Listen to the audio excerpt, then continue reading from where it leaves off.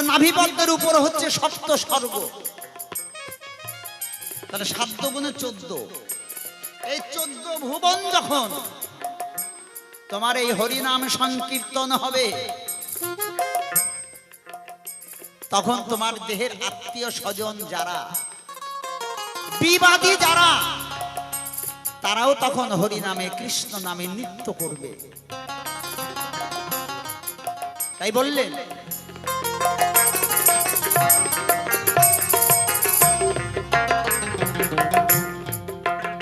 যখন 14 ভুবন হচ্ছে হরিনাম সংকীর্তন, নাচিবে গাহিবে দেহে আত্মীয় সুজন, তখন যাবে রে অনিত্য সবই হবে নিত্য, তখন যাবে রে অনিত্য সবই হবে নিত্য, নিত্যানন্দের সঙ্গে রবে সর্বক্ষণ।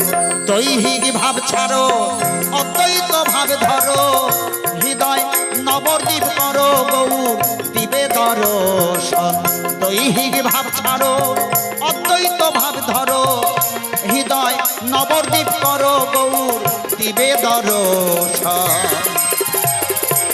জয় জয় রাধা কৃষ্ণ প্রেমানন্দে, হরি বল হরি বল হরি।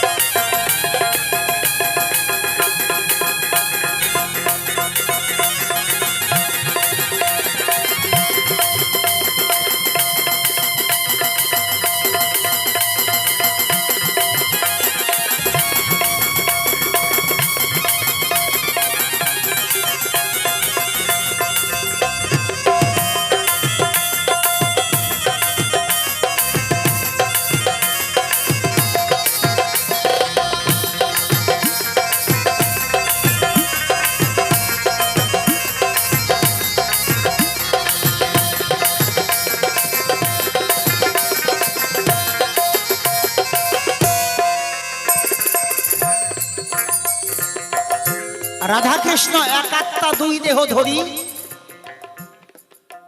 অনন্য বিলাসে রস আস্বাদন করি।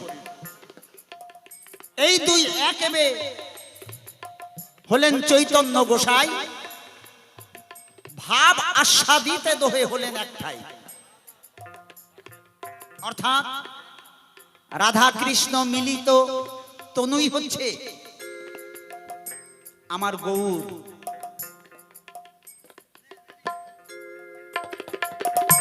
নিমবৃক্ষের নিচে জন্ম হলো বলে তার নাম রাখলেন নিমাই।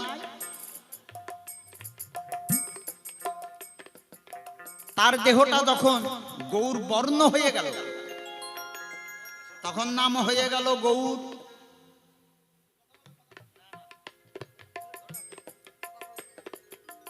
এবার নদিয়ার লীলা শেষ করে প্রভুর অন্তলীলা আদি লীলা শেষ করে যখন চলে গেলেন, কেশব ভারতীর কাছে যখন সন্ন্যাস মন্ত্রে দীক্ষিত হলেন, তখন তার নামকরণ হয়ে গেল শ্রীকৃষ্ণ চৈতন্য মহাপ্রভু।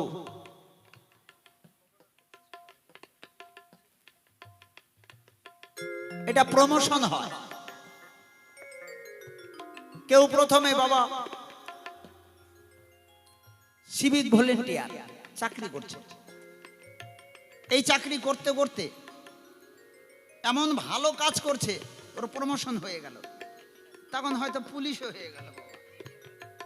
তখন আর সিভিক ভলেন্টিয়ার কেউ বলবে না, বলবে প্রমোশন হয়ে গেছে, তো তখন পুলিশ হয়ে গেছে।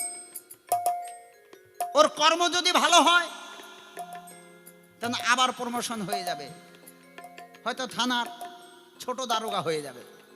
তখন আর ওকে আর কেউ পুলিশ বলবে না, আবার মেজো দারোগা হবে, বড়বাবু হবে। এমনি প্রমোশন বাড়বে, যত দিন যাবে তার নামের পরিবর্তন হবে। কেন? যদি তার প্রমোশন হয়। আমার গৌরাঙ্গ মহাপ্রভুর ওই প্রমোশন বলতে পারো। নিমবৃক্ষের নিচে জন্ম নিল বলে নিমাই, দেহটা গৌর বর্ণ বলে তাকে বলছে গৌর। সন্ন্যাস মন্ত্র গ্রহণ করে সন্ন্যাসী হলে, তাই তার নাম রাখলেন শ্রীকৃষ্ণ চৈতন্য মহাপ্রভু। এখানে অন্য কিছু নাই তো।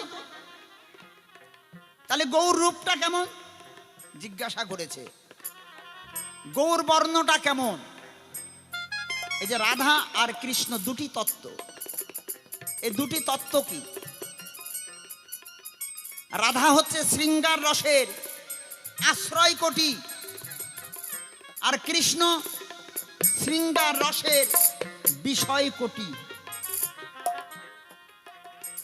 তবে মনে রাখবেন, রাধা কোনো রক্ত মাংসের গড়া, কোনো মূর্তি না, কিন্তু কৃষ্ণ কোনো রক্ত মাংসের গড়ার কোনো দেহধারী মূর্তি না। রাধা কৃষ্ণ জৈসে একই স্বরূপ, লীলা রস আস্বাদিতে ধরিল দুই রূপ। লীলা রস আস্বাদিতে তারা দুইজন হইলেন সাকার। কৃষ্ণ হচ্ছে ভ্রমর, রাধা প্রেমের আখর। কৃষ্ণের নাই কায়া আর রাধার নাই দেহ, রসিক ভক্ত বিনা বই ইহা বুঝিবে না কেহ। সবার পক্ষে বোঝা সম্ভব না।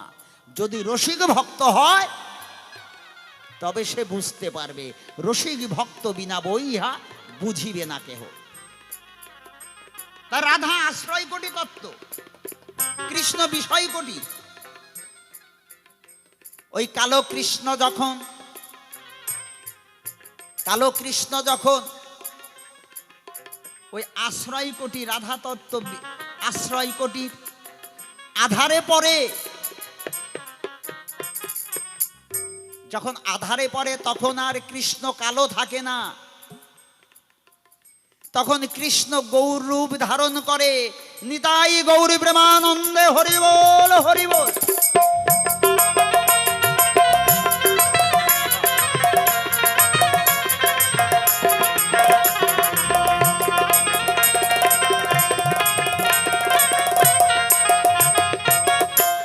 তাই কালো কৃষ্ণ যখনই রাধার আশ্রয় কোটি তত্ত্বের আধারে পড়েছে, অমনি কালো কৃষ্ণকে ঢেকে দিয়ে রাধা রূপে রূপান্তরিত হয়েছে। মনে রাখবেন, রাধার রূপটাই হচ্ছে, রাধার যে বর্ণ, গায়ের বর্ণ, ওই বর্ণটাই হচ্ছে গৌর বর্ণ।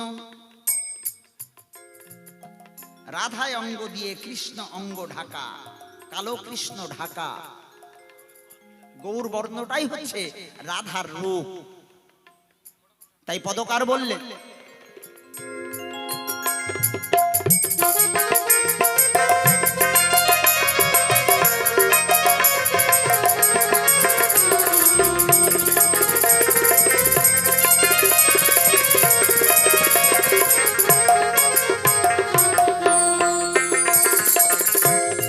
কাম বীজ কাম গায়ত্রী রাধা কৃষ্ণ দুজনা,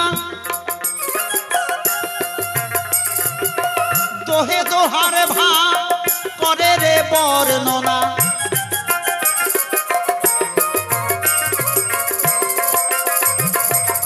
কাম বীজ কাম গায়ত্রী রাধা কৃষ্ণ দুজনা,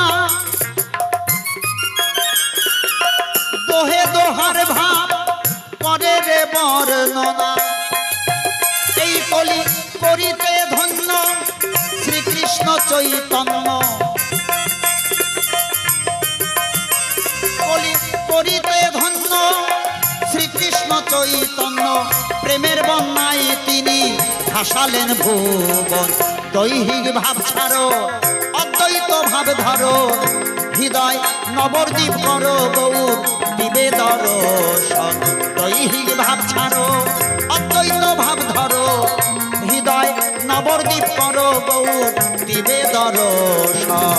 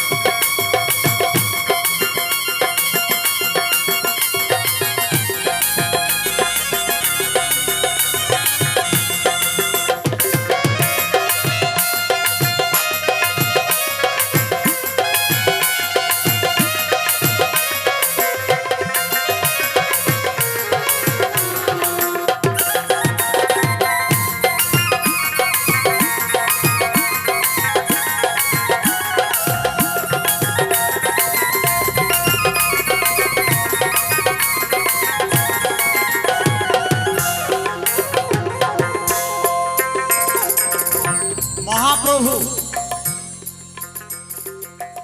তিন যুগে হলেন অবতার, আর কলির যুগে অবতীর্ণ কেন?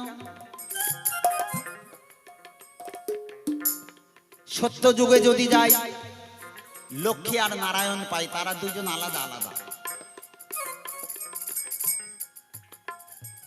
ত্রেতা যুগে যদি যাই রাম আর হচ্ছে সীতা, তারা দুইজন আলাদা, একত্রিত না। দাপরে যদি যাই রাধা কৃষ্ণকে আমরা পাই, তারা দুইজন আলাদা। কিন্তু কলির যুগে তারা তো আলাদা না। রাধা কৃষ্ণ মিলিত তনুই তো গৌরাঙ্গ, গৌর, তারা আলাদা না। তাই তিনি মহাপ্রভু এবং সর্ব অবতারের আমার গৌর হচ্ছে অবতরী, সর্ব অবতারের অবতরী, তাই তিনি অবতীর্ণ। তারা আলাদা আলাদা ছিল বলে অবতীর্ণ হতে পারে নাই। আজ কলির যুগে তারা একত্রিত, তাই তিনি হলেন অবতরী। বাৎসল্য প্রেম পরিপূর্ণভাবে আর সাধন করতে পারলেন না, তাই পুনরায় আবার দাপরে আসলেন মা যশোমতীর ঘরে গোপাল রূপে। মায়ের কোলে তিনি আবারও সেই বাৎসল্য প্রেম আর সাধন করতে শুরু করলেন। এবার ভগবানের মনের বাসনা জাগলেন যে আমি তো বাৎসল্য প্রেম আর সাধন করলাম,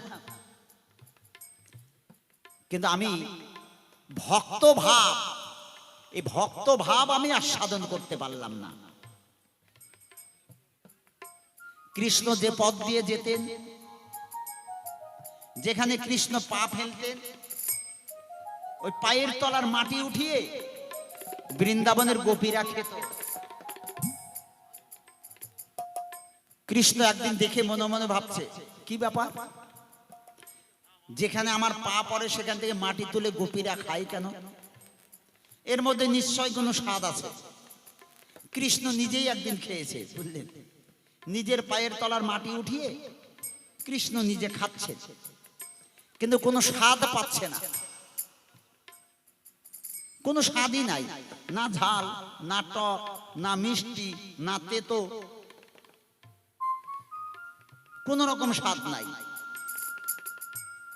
বড় চিন্তায় পড়ে গেলেন কৃষ্ণ, তাহলে খাই কেন? কোনো স্বাদ যখন নাই এর মধ্যে, তাহলে গোপীরা খায় কেন? এই দৃশ্য নারদমণি দেখেছে। নারদ মুনি দেখে বলছে, প্রভু আপনার কাজ হবে না। কেন নারদ? বলে, না, এটা তোমার জন্য না, এটা একমাত্র ভক্তের জন্য। এর যে কি স্বাদ, এটা একমাত্র ভক্তই আস্বাদন করতে পারে। তুমি তো এর আস্বাদন বুঝবে না, তুমি তো ভক্ত না, তুমি তো ভগবান। ভগবান হয়ে তুমি কেমন করে এই আস্বাদন করবে? এটা তোমার ভক্তরাই আস্বাদন করতে পারবে, এর মধ্যে কি স্বাদ আছে। ও নারদ, তাহলে আমি ভক্ত হতে চাই। আমি ভক্ত হয়ে এই আস্বাদন আমি বুঝতে চাই, কি স্বাদ। তাই তিনি রাধার ভাব কান্তি বিলাস নিয়ে আসলেন নদিয়ায়। কিভাবে? ভক্ত ভাব অঙ্গীকার করে। ভক্তের মনে কেমন ভাব,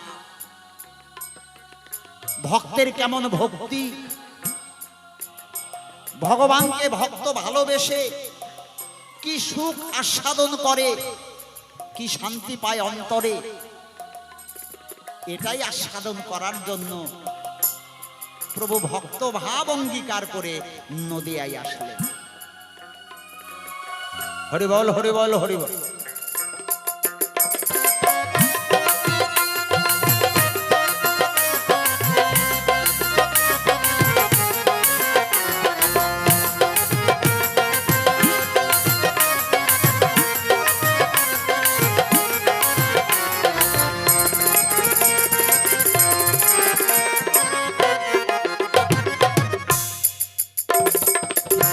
ভক্তি নিষ্ঠা হলে গাঢ় হবে রতি, রতি নিষ্ঠা হলে সেই প্রেমেতে বসতি।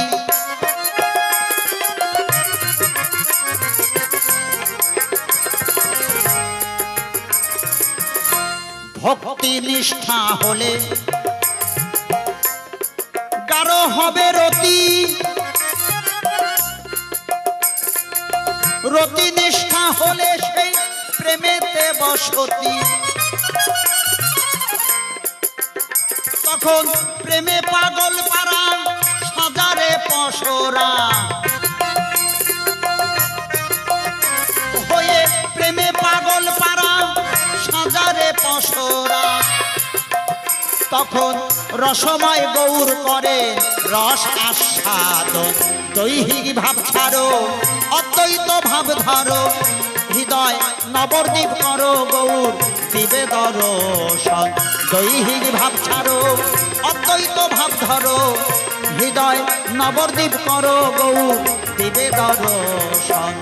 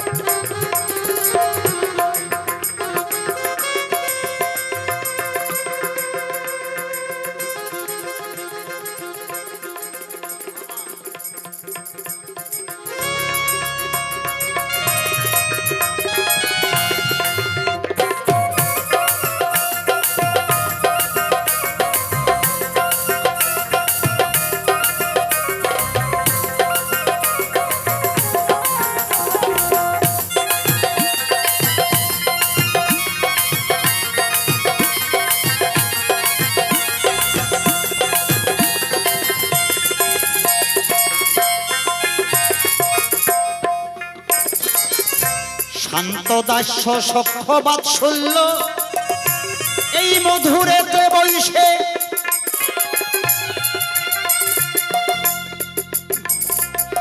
মধু হইতে সুমধুর উজ্জ্বল রসে।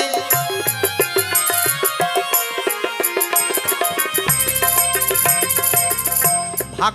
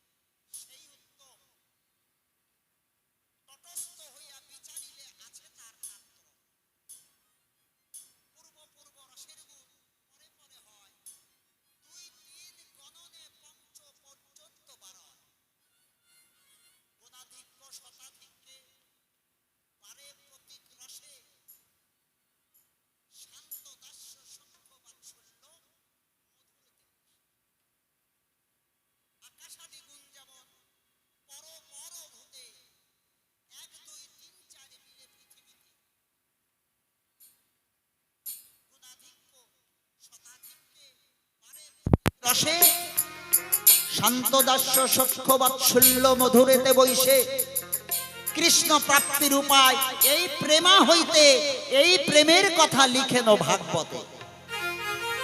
তাই মহাজন বললেন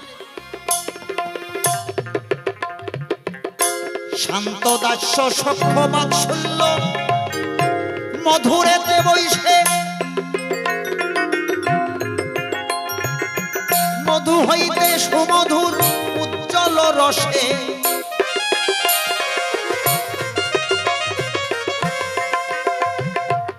রসময় কৃষ্ণ যদি অধরে দেয় তবে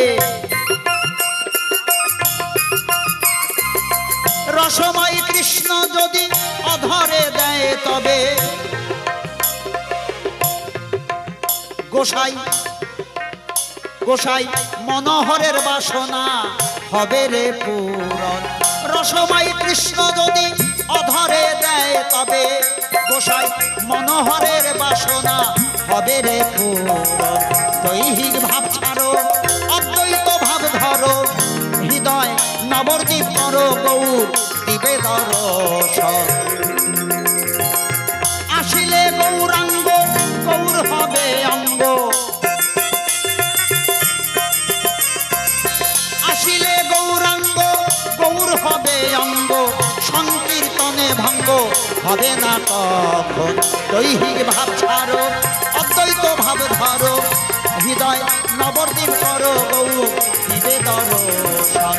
দৈহিক ভাব ছাড়ো অদ্বৈত ভাব ধরো হৃদয় নবদ্বীপ করো গৌর দিবে দর্শন।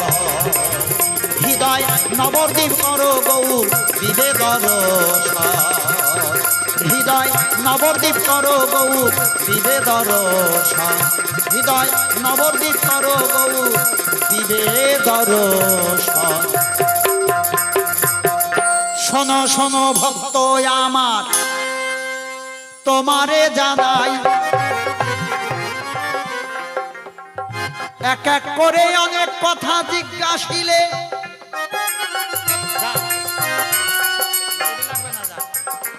সবাই বলতে চাই তুমি বাজাও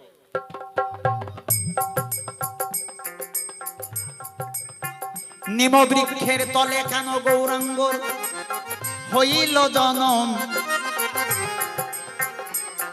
এই বাসনা ভক্তের এখন আমি করি গো পূরণ।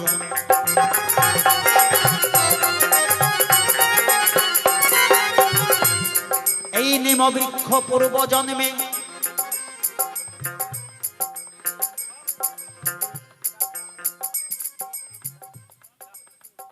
একটি দোষের দোষী হয়েছিল। দোষ তার নয়, কৃষ্ণ যখন ব্যাধের স্বরে মারা গেল ভাই এই কথাই আমরা জানি তো সবাই।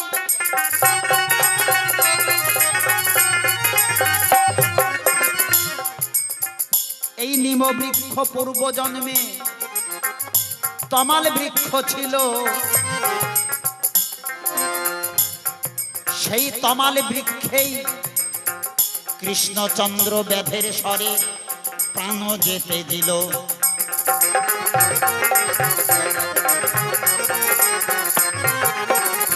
তমাল বৃক্ষ কেঁদে কেঁদে বলে গোবিন্দের ঠাই আমার মতো মহাপাপী আর এ জগতে নাই।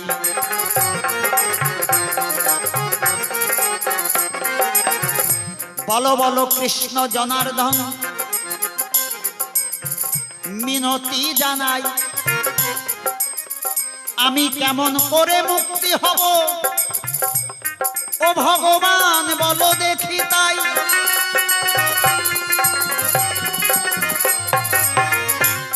কৃষ্ণ বলেছিলেন ওরে তোমার আগত কলির যুগে তুই নিম বৃক্ষ হয়ে জন্ম নিবি। আজ যেমন তোর ডালে আমার প্রাণ ত্যাগ হয়েছে ব্যাধের সরাঘাতে, তবে কৃষ্ণ মরে না। এটা জীব শিক্ষার কারণে। আবার আমি আবির্ভাব হব জগতে তোর বৃক্ষ তলে। সেই তমালে বৃক্ষ কলির যুগে নিম বৃক্ষ হলো, সচী মায়ের গর্ভে ভগবান বায়ু গর্ভ হলো।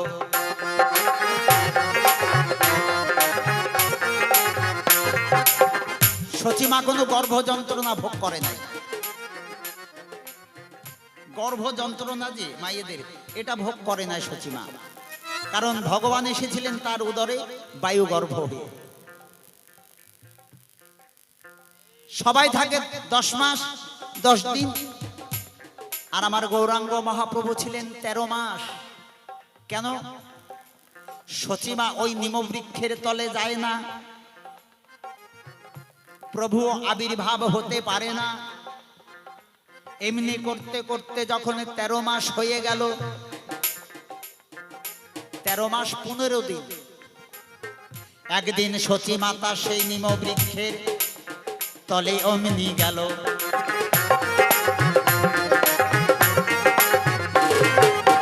নিমবৃক্ষের শীতল ছায়ায় সচীমা ঘুমায়া পড়িল। এমন সময় আমার গৌর হরি বায়ু গর্ভ ত্যাগ করে জগতে পূর্ণচন্দ্র উদয় হয়ে গেল।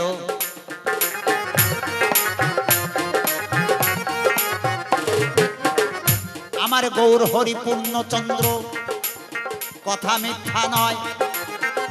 আকাশে অর্ধচন্দ্র দিলাম পরিচয়, পূর্ণচন্দ্রের উদয় হলো। আকাশের চন্দ্র গ্রহণ লেগে গেল। সেই দিন থেকে ওই নিমবৃক্ষই উদ্ধারিয়া গেল। নিতাই গৌর প্রেমানন্দ, হরি হরি বল, হরি বল।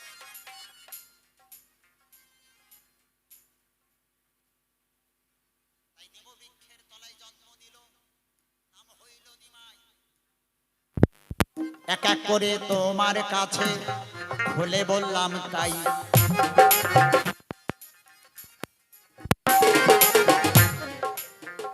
তবে নিত্যানন্দ আর নিমাই এক মায়ের পেটের ভাই নয়। এক মায়ের পেটের দাদা ছিল কে? বিশ্বরূপ। সেই বিশ্বরূপ 12 বছর বয়সে গৃহত্যাগী হয়ে গিয়েছিলেন, সন্ন্যাস নিয়ে ফেলেছিলেন 12 বছর বয়সে। নিতাই জগন্নাথ মিশ্রের সন্তান না, সচী মায়ের গর্ভেও জন্ম নেয়নি। তাহলে নিত্যানন্দ কেমন করে ভাই? দেব পরিচয় সংক্ষেপেতে বলার প্রয়োজন, নইলে সময় পার হয়ে যাবে। মেঘনাথ কি করবে তখন?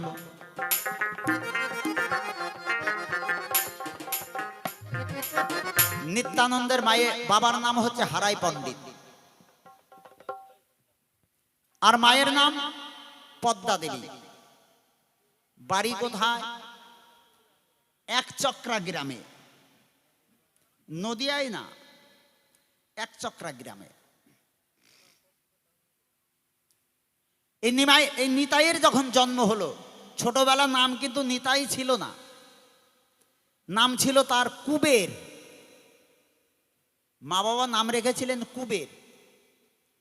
তাই একদিন একজন সন্ন্যাসী এসে ওই কুবেরের গণনা করেছিলেন, ভাগ্যলিপি গণনা করেছিলেন। গণনা করে দেখতে যা পেল, হারাই পণ্ডিতকে ডাক দিয়ে বললেন, হে পণ্ডিত, তোমার যে সন্তান এ তো একজন মহাপুরুষ, মহাভাগ্যবান। তবে তোমার এই সন্তানের যখন 12 বছর বয়স হবে, কোনো একজন সন্ন্যাসী এসে তোমার সন্তানকে কিন্তু নিয়ে চলে যাবে, ঘরের বাহির করে নিয়ে চলে যাবে।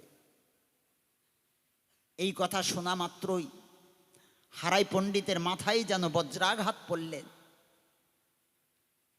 আর মনে মনে ভাবলেন এই কথা যদি আমি এখন পদ্মাকে বলি, পদ্মা হয়তো হার্ট ফেল করবে। তাই পদ্মার কাছে এই কথাটা গোপন রেখে দিলেন।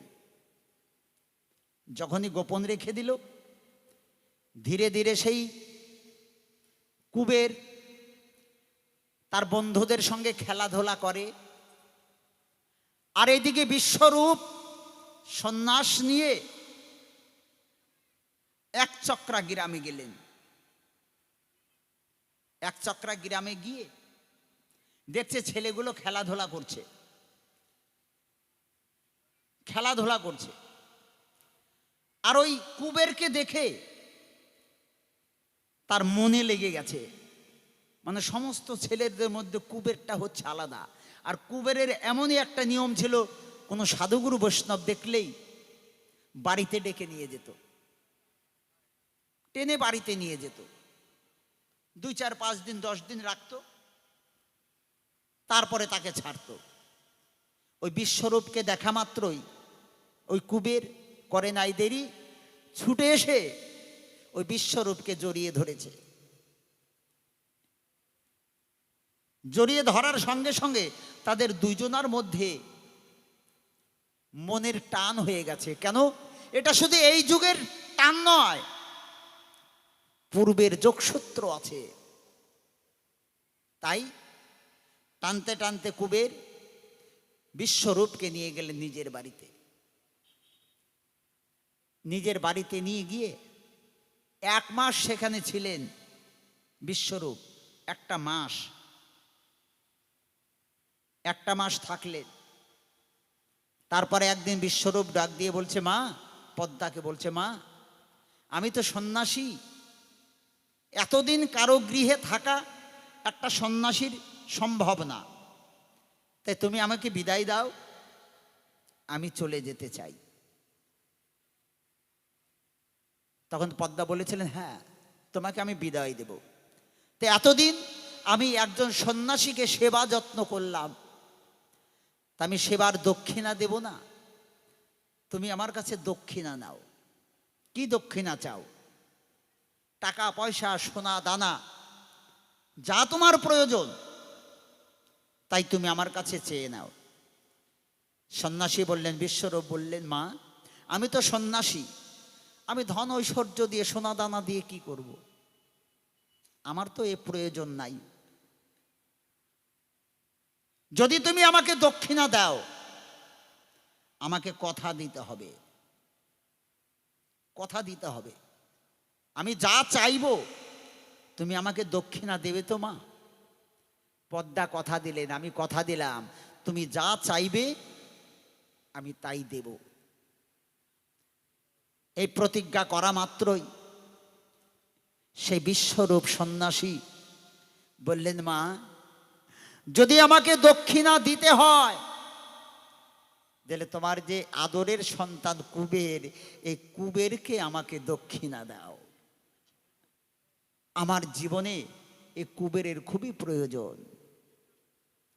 এই কুবেরকে দিয়ে আমার অনেক অসাধ্য কাজ সাধন করতে হবে।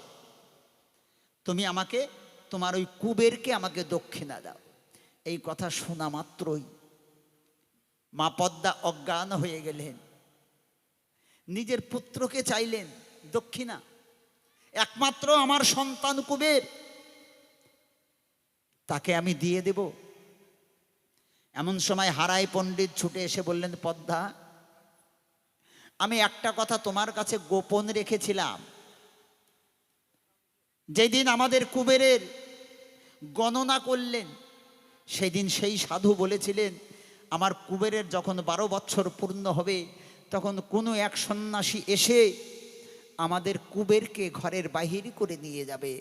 আজ তো আমাদের কুবেরের 12 বছর পূর্ণ হয়েছে। আমি এই কথাটা তুমি মা হয়ে সহ্য করতে পারবে না বলে আমি তোমার কাছে গোপন রেখেছিলাম।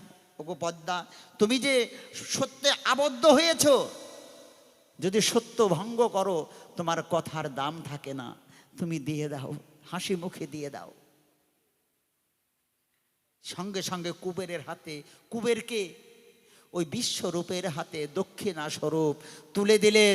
নিতাই গৌরী প্রেমানন্দে হরি বল হরি বল। তুলে দিলেন।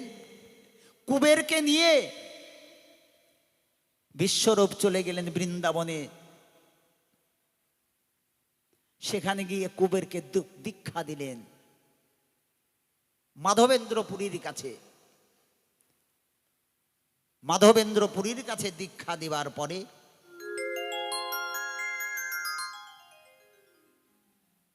অনেক দিন এই কুবেরকে নিয়ে এই দেশ ও দেশ ঘুরে বেরিয়েছেন বিশ্বরূপ। এক দেশ ওই দেশ ভ্রমণ করিয়ে বেরিয়েছে। ভ্রমণ করার পরে আবার মাধবেন্দ্রপুরীর কাছে গেলেন। তাই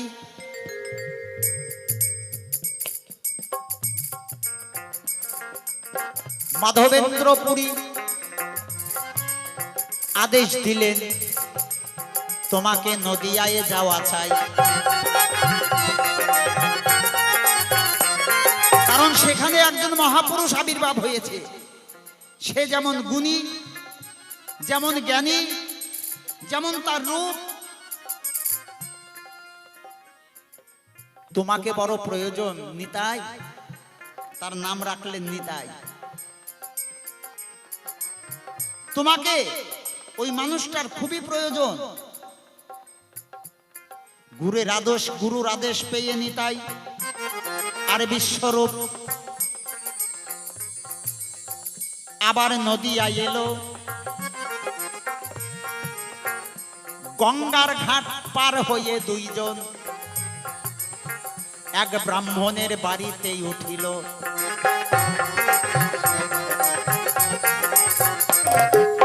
সেই ব্রাহ্মণের নাম হচ্ছে নন্দনাচার্য। গঙ্গার ঘাট পার হয়ে দুইজন নন্দনাচার্যের বাড়িতে উঠেছে।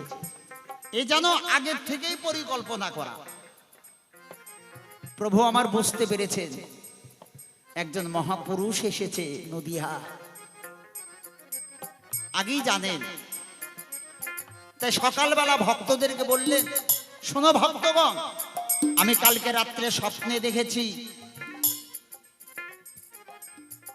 যে একজন মহাপুরুষ আমাদের নদিয়া নবদ্বীপে এসেছেন। দেখো তো সে কোথায় আছে। সবাই খুঁজতে শুরু করলেন, কেউ পেলেন না। পাওয়ার কথা নাই, গৌরাঙ্গ মহাপ্রভু জানে যে ওরা কোথায় আছে, কোন বাড়িতে আছে, আর কেউ জানে না। সবাই খুঁজে পেলেন না। প্রভু আমার নিজে গেলেন, নিজে নন্দনাচার্যের বাড়িতে গেলেন। বাড়িতে যাচ্ছে, যে ঘরের মধ্যে থাকে, নিমাই গিয়ে জিজ্ঞাসা করলেন নন্দনাচার্যকে যে দুইজন মানুষ এসেছে, মহাপুরুষ এসেছে, তারা কোথায়? বলে কেন, ওই ঘরটাতে আছে। তা ওই ঘরের দিকে যখন ধীরে ধীরে প্রভু যায়, প্রভু যখন ধীরে ধীরে যায়, বিশ্বরূপ বুঝতে পেরেছেন এইবার তো আমি ধরা পড়ে যাব নিমাইয়ের কাছে। নিমাই আমাকে নিয়ে আবার সতী মায়ের কাছে নিয়ে যাবে। সঙ্গে সঙ্গে সেই বিশ্বরূপ, ওই যে কুবের রূপী নিতাই, তার ভিতরে প্রবেশ করিল। বিশ্বরূপ আর নিতাইয়ের কুবেরের দেহ এক দেহ হয়ে গেল। নিতাই গৌরী প্রেমানন্দে হরি বল হরি বল।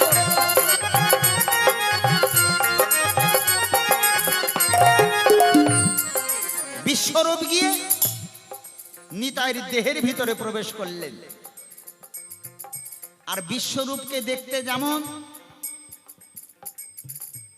আর ওই কুবেরকে দেখতে একই রকম, রূপের কোনো পরিবর্তন নাই। প্রভু আমার গিয়ে দেখলেন একজন, সবই তো বুঝতে পারলেন। রেখে দিয়ে আমার জীবনে বড় বড় কাজ হবে। আমি যে উদ্দেশ্য নিয়ে এই জগতে এসেছি, এই নিতাই যদি আমার সঙ্গে না থাকে, আমার সেই উদ্দেশ্য পূরণ আমি কখনোই করতে পারবো না। তাই গৌরের চাইতে নিতাইয়ের অবদান বেশি,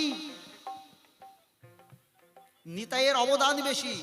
সব জায়গায় নিতাই পিছনে থেকে প্রভুকে সামনে রেখেছে, সামনে এগিয়ে দিয়েছে।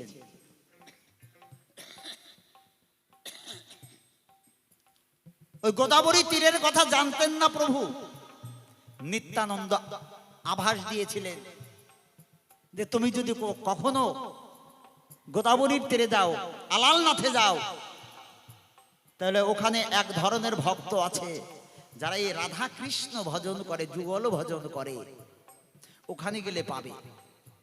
এই সন্ধান দিয়েছিলেন নিতাই। তাই সবকিছুর মূলে হচ্ছে নিতাই। নিতাইয়ের অবদান বেশি, কিন্তু গৌরকে সামনে রেখেছেন নিতাই, আর নিতাই সবসময় পিছনে থেকেছেন। ওই নিতাইকে নিয়ে গৌর শ্রীবাসের অঙ্গনে গেল। শ্রীবাসের স্ত্রীকে দেখে এক দৌড় দিয়ে শ্রীবাসের স্ত্রীর কোলে উঠে স্তন ধরে খেতে আরম্ভ করলেন। সবাই অবাক হয়ে গেলেন, কি মানে পূর্বের কথা স্মরণ হয়ে গেছে। সেই নিতাইকে নিয়ে সচি মায়ের কাছে গেল। ও মা, এই তোমার সেই বিশ্বরূপ, আমি তোমাকে কথা দিয়েছিলাম আমি আবার ফিরিয়ে আনবো। এই তোমার বিশ্বরূপকে আমি তোমার কোলে দিলাম। তাহলে পূর্বের যুগ কি, যোগ কি না? এই নিতাই ছিল পূর্ব জন্মে বলরাম, কথা মিথ্যা নয়। সংক্ষেপেতে দিলাম তোমার কাছে আমি পরিচয়।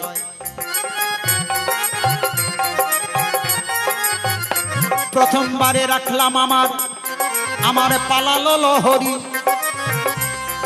একবার নিতাই গৌরী সীতানাথ প্রেমানন্দে সবাই বলুন হরি হরি হরি।